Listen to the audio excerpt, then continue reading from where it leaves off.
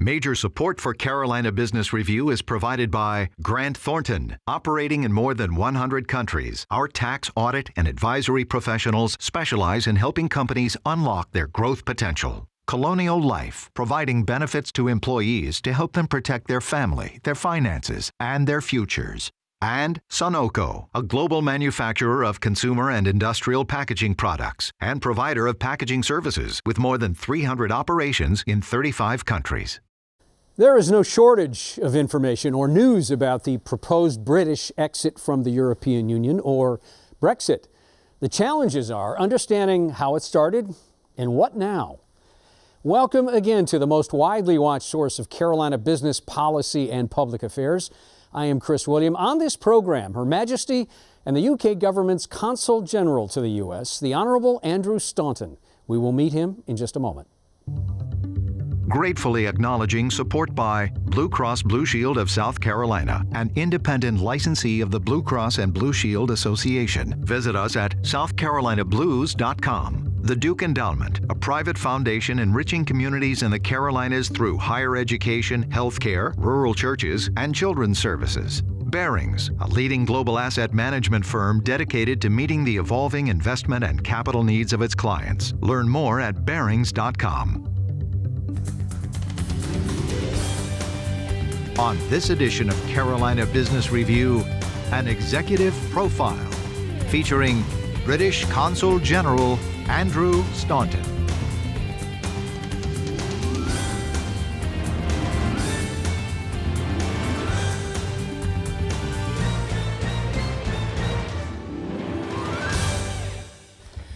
Welcome to our program, Your Honor. Welcome, Andrew. Good to have you in the Carolinas. It's a pleasure to be here. Thank you. Chris, thank you very much.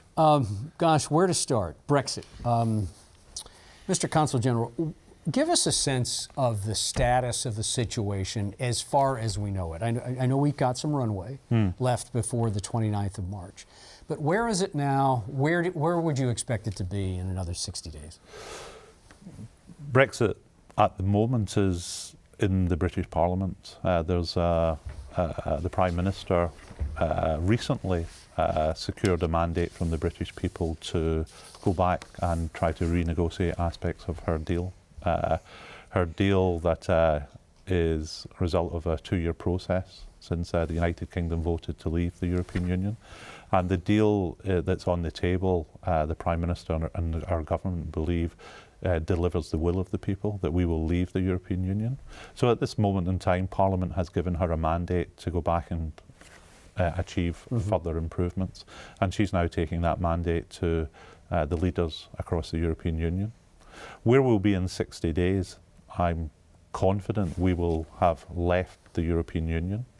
I'm confident that we will deliver a deal that works for British citizens, and I'm confident that it will also work for those in the European Union. I heard you say in a public forum, and I thought this was kind of jumped out and grabbed me by the lapels when you said the UK leaving the European Union is a bit like taking a raw egg out of a baked cake. And that thing is still in my mind, sir. How do you pull a raw egg out of a baked cake and not have it be a mortal wound and completely upset the cake? Yeah. Just to clarify, I didn't physically reach over and grab you by the lapels, just in case anybody was concerned. But no, it's just a useful way to show the complexity of the challenge. The United Kingdom has been part of the European Union for 44 years. There are aspects of that are shared sovereignty, aspects of that about coming together to decide how we govern ourselves through employment legislation, through social rights, through how we trade with each other. So the European Union is a highly integrated institution. It's more than an institution. It's a way that we share that sovereignty. So we face a number of challenges in that the British people have voted to leave, and the task of the government is to leave in a way that maintains as many of those benefits as we possibly can, that establishes a future partnership where we will work together with the European Union, but also allows us to reclaim some of our parliamentary and economic sovereignty. So the complexity is every aspect of the British way of life is influenced by our membership of the European Union, and you don't flick the light switch one day and then move forward the next with any degree of certainty or clarity.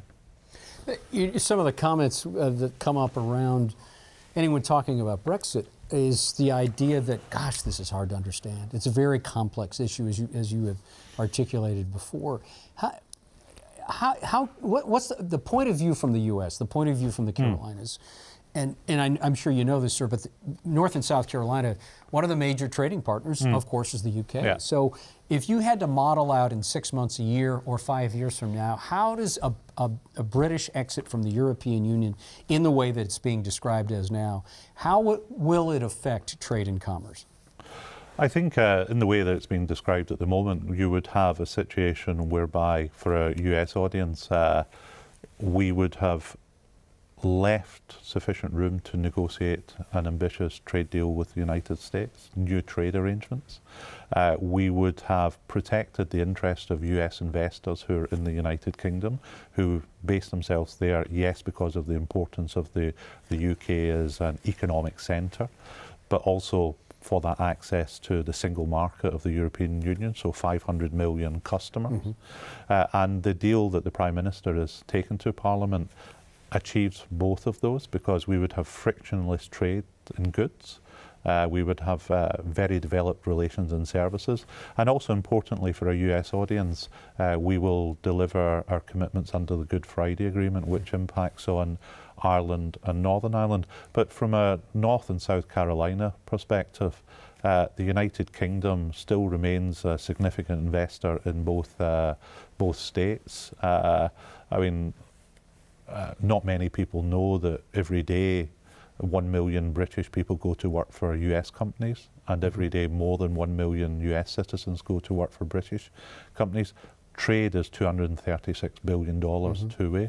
So there's a lot happening, a lot of opportunity, and Brexit does provide an ability for us to be more flexible on how we do engage, and we're also heavily looking at the structure of our economy and trying to take forward what we refer to as a modern industrial strategy. So we become much more present in manufacturing, which states like North and South Carolina have become hugely attractive to as bases. So that economic journey, we think, and that opportunity, we think, will help our companies be much more competitive internationally, and also rebalance a little bit away from our services focus into a manufacturing base. Do you have do you or your government have a high degree of confidence that after Brexit, once the pain is settled from the actual separation, do you have a fairly high degree of confidence that the cost of doing business with Britain, with the UK, will be less than it was prior to a Brexit? For the United States? For the United States. Yes, I have a high degree of confidence, because what we're looking to do is build on what's already there. There is an ease of doing business. At the moment, the European Union is talking to the United States about improving its trading relations. The British government has already had 5 meetings of a working group with American officials through Washington, but representing all of the different departments, looking to see where we can improve. So it will potentially allow us more flexibility in agricultural sectors. It will potentially allow us more flexibility in digital trading, digital services, and it will allow us more flexibility in the advanced manufacturing thing. We, however, will have strong interest in maintaining as positive a relationship with the European Union, because it does remain a huge market for us. I think of a couple things, and I think the complexity of trying to factor out cost, as you just explained it, but the impact of the British sterling to the US dollar and the European currency. If there is, and many people now say stay away from being long or being an owner of the British sterling, have you factored that into any kind of currency of volatility and what you'd be concerned about, even at the end of this year, and what could happen? I mean, obviously the United Kingdom has chosen not to join the euro. Right. So we're not... It's easier to maintain whatever the value would be. Yeah, it's easier to maintain, but also to have a currency that is flexible and supportive of industry. Since the United Kingdom voted to leave the European Union, our currency has moved on several occasions, so it's boosted our export performance. And one of the things that's really becoming clear is that the United Kingdom's future, as it always has been in the past, we're going to be a global trading partner. We're going to prioritise our export performance, and at this moment in time, our exchange rate makes those exports very attractive and very competitive, and that will continue as I was mentioning earlier, as we rebalance that economy into advanced manufacturing. We will be more competitive, but we do not have the additional complexities linked to having to withdraw from a currency because we've maintained the sterling. It's proven backed by sensible decision making by our government and the Bank of England, but it's backed by a very strong financial centre in London. The central bank in England won, but many central banks across the globe, even the United States Fed, does keep an eye on the idea that a British exit from the European Union could exacerbate a global slowdown. How do you come down on that? There are risks, obviously, but there are also opportunities. I think markets tend to react and to shocks. Markets tend to react to and price in developments. I think at this moment in time, you get a real sense that people and markets are very careful that and very willing to take at face value that we will deliver a deal that minimises some of those risks. I think there are concerns about a no-deal scenario, that would be quite a considerable shock, not just to the United Kingdom, but to the European Union. So, and I'm sorry to interrupt you, but let's unpack that for just a second. So a no-deal Brexit almost sounds unsustainable. That's just me. Andrew, how can you exit the British? It sounds like you would be exiting the European Union without any plan. Well, I think at this moment in time, our government's taking a number of sensible decisions. We're preparing on a contingency basis for what we would need to do in order to cope and work with a no-deal situation. The European Union similarly, and many businesses are putting in place contingency plans. It will lead to issues around access to markets. It will lead to issues around customs. But there's a plan there of the government, and the British government has a reputation for implementing developments and coping with them. So I'm confident that myself and my colleagues will be able to take the UK economy safely through what would be a difficult scenario. But I come back to the fact that the British government is determined that we will leave with a deal that is in the interest of the United Kingdom and is also in the interest of the European Union. That deal is proving tough to deliver, but there's no lack of resilience and commitment embodied by Prime Minister Theresa May, who I think has led the country in a very dignified, resilient manner and has shown true leadership. And she's determined that she will deliver on her promise that when we leave on the 29th of March, we will be leaving on the best possibly negotiated terms. How would you, if it's possible to take your diplomatic hat off for just a moment, how would you handicap a no-deal scenario on the 29th of March? How possible would that be? At this moment in time, there is a possibility. I won't give you a percentage or odds. More than half? I would say that if you were an investment banker looking at it, you'd probably have it as a 15% risk. Right. I think that there's a determination on all sides to have an orderly exit of the United Kingdom. But I go back to my point that 29th of March is a matter of weeks away, and there's a determination that we will succeed. I cannot confirm at this moment what the exact deal will be, because the Prime Minister will have to take her negotiations with Brussels back to the Parliament. She will have to have discussions with the other 27 European Union leaders and the European Commission. So there will have to be a degree of everybody coming together. I think that there is a view that we cannot explicitly rule out a no-deal scenario, because in order to avoid that, you have to have a deal. So you have to coalesce in the UK Parliament, but also around Europe, and what the shape of that deal should be. But no one is advocating that at this moment in time, that we would leave without a deal, and we're determined that that should not be the outcome. How close could you get to a deadline? I don't want to spend too much time on this. How close could you get to a deadline, of which 29 March is the deadline of this year? How many days out would you feel comfortable to say that the two houses of Parliament could come together and make a decision within 10 or 14 days? Or what kind of runway is needed for an agreement to happen? I think that, interestingly, people thought it must happen before November last year, because you needed to get through parliamentary processes, not just in the United Kingdom, but also in the European Parliament, and that all 27 member states would have to take a view in it. There's a growing sense now that the Prime Minister is clear that she wants Parliament to have endorsed a deal by no later than the 20th of February, so 5 or 6 weeks before March the 29th. And that leaves an element of time, but it's getting to that moment whereby a positive outcome after the 20th of February becomes more challenging to get through the various legislative processes. A couple of things to reflect on. You spent time in Greece during the economic crisis in Greece. You spent time in China.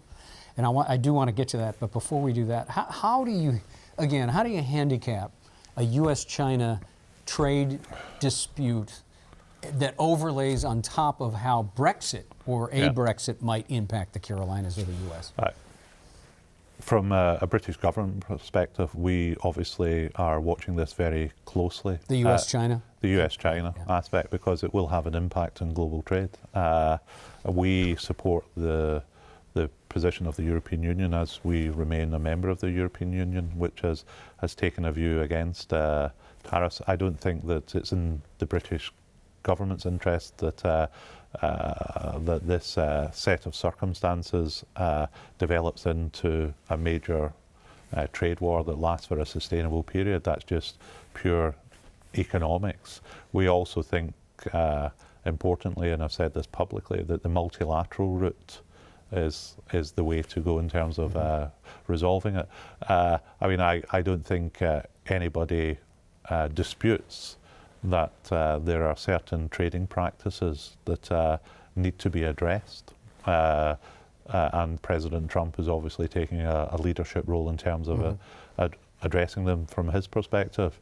Our preference would be that we deal with it multilaterally, so it doesn't flare up into something that's at a particularly difficult time for the United Kingdom, where we face Brexit, that the world economy continues to flourish and that we avoid slowdowns, etc. But and a final question on this: whatever happens, whichever way the Trump administration tacks or the Chinese go, does that have, while it's a consideration, I'm sure, within the UK, does it have a direct effect on how it might, for the strategy of the UK as it removes itself from the EU? No, there would be no direct effect, but obviously it would be an underlying piece of the environment, the ecosystem that we are taking those decisions. So it could impact on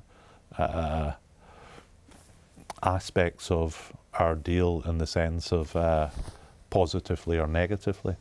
So you could see solid progress, which obviously would help establish that global underpinning that we need, or you could see it negatively, which would be more volatility.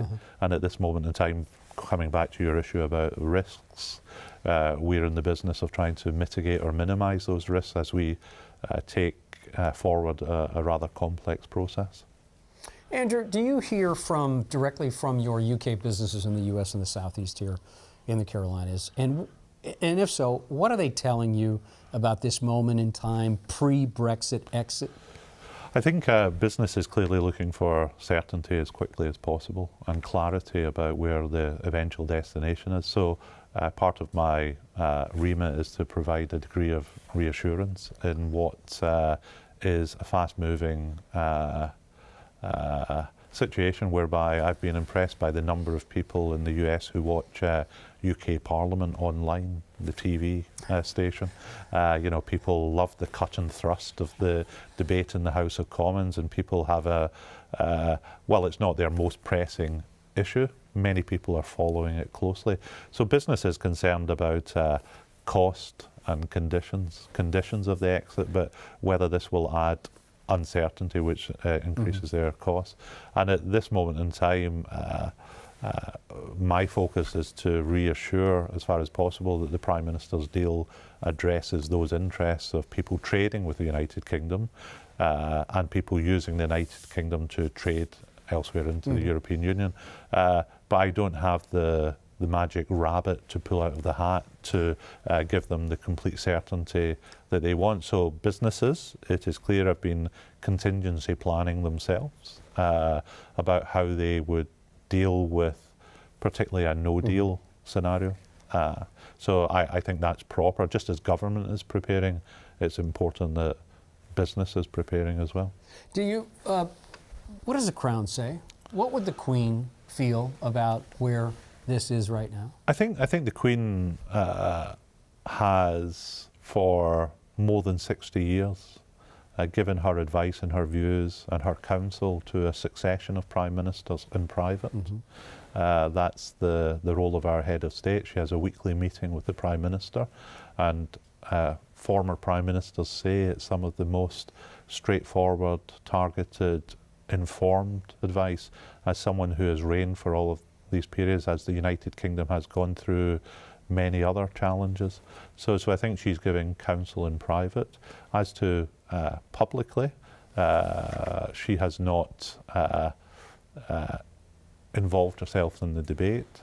She did recently at a meeting of the Women's Institute make some remarks that people interpreted that that decency, courtesy and coming together were some of the watchwords that had governed her her reign. So people, particularly the media, have interpreted it as that was a sort of subliminal message to Parliament that they needed to find the way forward that was in everybody's interest, and that it became less about the cut and thrust and shouting at each other and more about what was in the interests of the United Kingdom.